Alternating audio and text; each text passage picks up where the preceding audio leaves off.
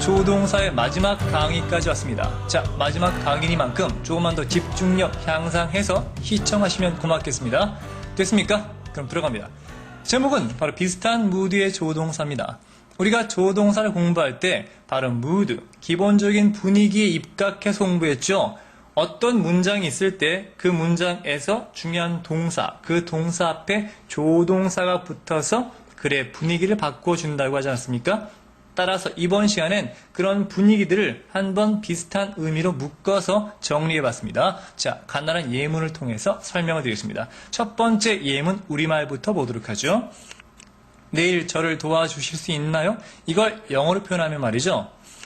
Can you help me tomorrow? 자, 일반적으로 현재형 can을 쓴다는 건 친한 사이에 왜 도와줄 수 있다는 가능성을 열어놓고 묻는 거죠.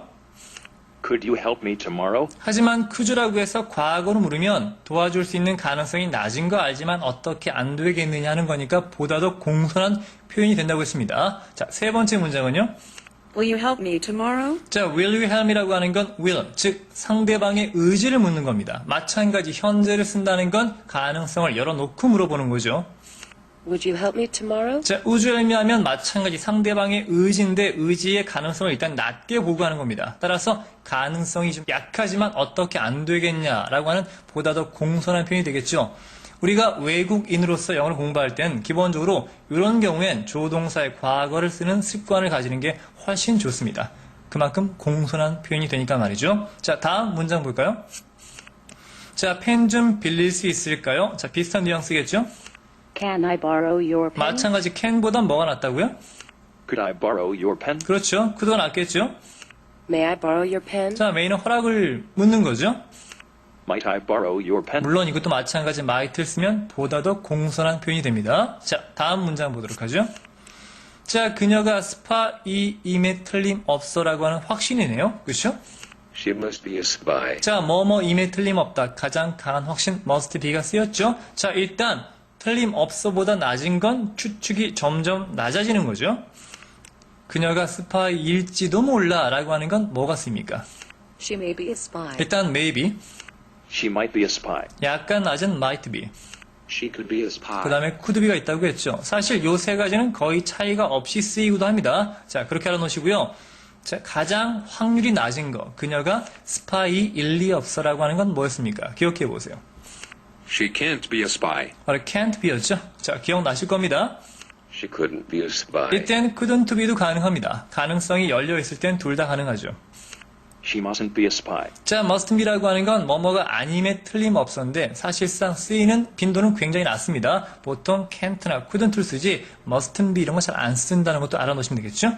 자, 가정법 때 공부했습니다만 사실 가능성이 열려있을 땐 can't와 couldn't 다 가능합니다만 가능성이 없는 것, 즉 반대로 가정하는 것, 가정법에서는요, can't는 안 되고 couldn't, 즉 과거의 조동사만 된다는 것도 꼭 기억하시고요. 자, 오른쪽 볼까요?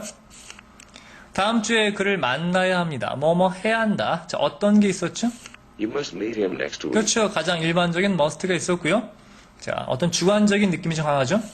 You have to meet him next week. 자, have to라고 하는 건 주관적이라기보다 어떤 상황 때문에 어쩔 수 없이 만나야 되는 그런 필요성을 좀 강조하는 겁니다.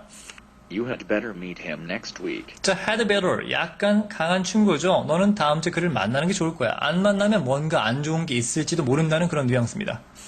You should meet him next week. 자, should는 뭡니까? 그를 만나는 게 옳은 일이지, 당연한 일이지 라고 하는 당위성 기억하셔야 됩니다. You ought to meet him next 자, week. should와 ought는 거의 똑같다고 보시면 되겠고요. You need to meet him next week. 이건 다음 주에 그를 만날 필요가 있다라고 하는 어떤 필요성을 뜻하는 게 되겠죠. 자, 이렇게 해서 다음 주에 그를 만나야 한다는 의미가 좀 비슷한 것끼리 묶어봤습니다. 자, 마지막 하나만 보고 이제 강의 마칠 텐데요.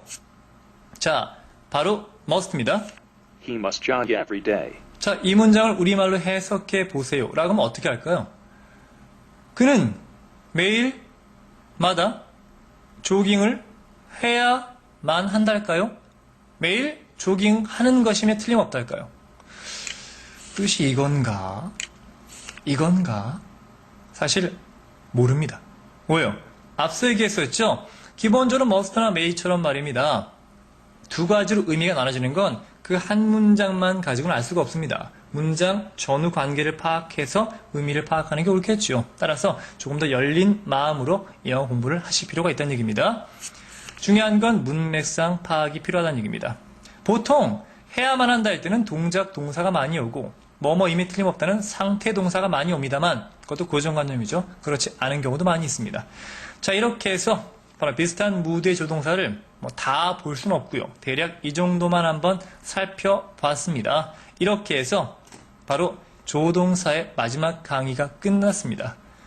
정리하면 말이죠. 조동사라고 하는 건 말입니다. 말 그대로 원래 있는 본동사를 도와주어서 그 동사의 분위기를 바꿔주는 것인데 중요한 건 조동사의 현재형과 과거형이 달라진다는 얘기죠. 그렇죠? 과거에서도 중요한 건 생각 관련 have, pp를 붙인다는 것과 그리고 시간은 분명히 지금인데 일부러 하나 더 과거 형태를 쓴다는 건 뭡니까? 그만큼 실현 가능성이 떨어지기 때문에 가능성이 얕은 걸 뜻한다고 그랬죠. 따라서 과거 형태를 쓰는 게 과거를 뜻하는 게 아니라 현재나 미래, 가능성이 약한 걸 뜻한다고 했고 이건 앞으로 공부할 가정법과 굉장히 밀접한 관계가 있다고 했습니다. 자, 뭔가 좀 아쉬운 부분이 있다면 쌤 강의는 개별적으로 이렇게 나눠놨으니까 필요한 강의를 다시 한번 시청하시는 것도 좋겠고요. 이렇게 해서 조동사를 정리하고 바로 다음 조동사에 이어지는 가정법 강의로 넘어가겠습니다. 그럼 그동안 조동사 강의 들어주신다고 수고하셨습니다. 다음 강의에서 뵙겠습니다.